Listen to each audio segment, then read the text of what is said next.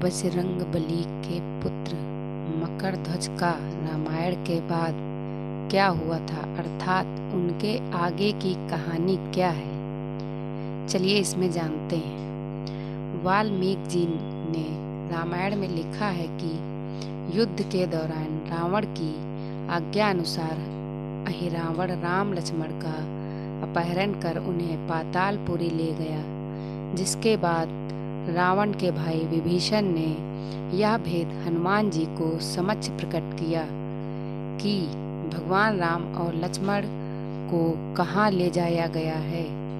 तब राम लक्ष्मण की सहायता करने के लिए हनुमान जी पातालपुरी पहुँचे। जैसे ही हनुमान जी पाताल के द्वार पर पहुँचते हैं तो उन्हें एक वानर दिखाई देता है, जिसे देख वो हैरत में पड़ जाते हैं और मकरध्वज से उनका परिचय देने को कहते हैं। मकरध्वज अपना परिचय देते हुए बोलते हैं कि मैं हनुमान पुत्र मकरध्वज हूँ और पातालपुरी का द्वारपाल हूँ। मकरध्वज हनुमान जी को देखते हुए कहते हैं, जब आपने अपनी पूंछ से रावण की लंका दहन की थी, उसी दौरान लंका नगरी से उठने वाली ज्वाला के कारण आपको तेज पसीना आने लगा था।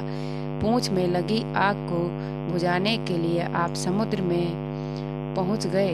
तब आपके शरीर से टपकी पसीने की एक बूंद को एक मछली ने अपने मुंह में ले लिया, जिस कारण मछली गर्भवती हो गई। कुछ समय बाद पाताल के राजा और रावण के भाई अहिरावण के सिपाही समुद्र से उस मछली को पकड़ लाए। मछली का पेट काटने पर उसमें से एक मानव निकला, जो वानर जैसा दिखता था, और वो वानर मैं ही था। पिताजी, बाद में जाकर सैनिकों ने मुझे पाताल का द्वारपाल बना दिया। मकरध्वज का परिचय सुनकर हनुमान जी क्रोधित होकर कहते हैं कि यह तुम क्या कह रहे हो? मैं ही हनुमान हूँ और मैं बाल ब्रह्मचारी हूँ, फिर भला तुम मेरे पुत्र कैसे हो सकते हो? हनुमान जी का परिचय पाते ही मकरध्वज उनके चरणों में गिर गया और हनुमान जी को प्रणाम कर अपनी उत्पत्ति की कथा सुनाई। हनुमान जी ने भी मान लिया कि वह उनका ही पुत्र है, लेकिन यह कहकर कि वे अभी अपने श्री राम और लक्ष्मण को लेने आए हैं। जैसे ही द्वार की ओर बढ़े, वैसे ही मकरध्वज उनका मार्ग रोकते हुए बोला, पिताश्री, यह सत्य है कि मैं आपका पुत्र हूँ, लेकिन अभी मैं अपने स्वामी की सेवा में हूँ, इसलिए आप अंदर नहीं जा सकते। हनुमान जी ने मकरध्वज को अनेक प्रकार से समझाने का प्रयास किया, किंतु वह द्वार से नहीं हटा। दोनों में घोर युद्ध शुरू हो गया। देखते ही देखते हनुमान जी उसे अपनी पूंछ में बांधकर पाताल में प्रवेश कर गए। हनुमान जी सीधे देवी मंदिर में पहुँचे, जहाँ अहिरावण राम लक्ष्मण की बलि देने वाला था। हनुमान जी को देखकर चामुंडा देवी पाताल लोक से प्रस्थान कर गईं। तब हनुमान जी देवी रूप धारण करके वहाँ स्थापित हो गए।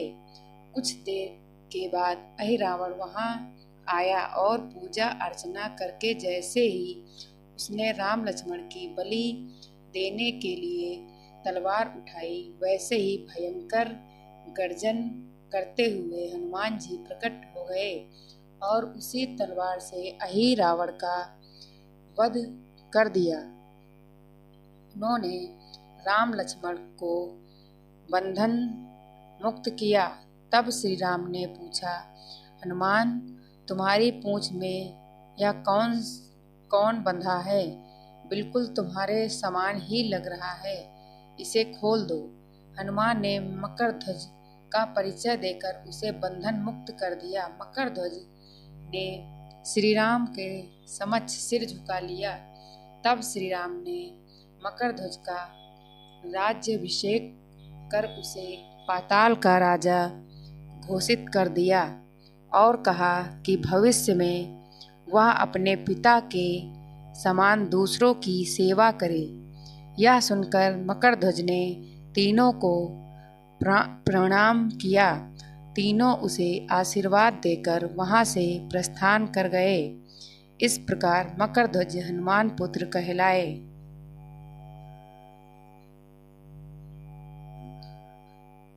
अगर यह कहानी किसी को अच्छी लगी हो तो प्लीज़ इस चैनल को सब्सक्राइब करें, लाइक करें और कमेंट करें। जय हनुमान, जय श्री राम।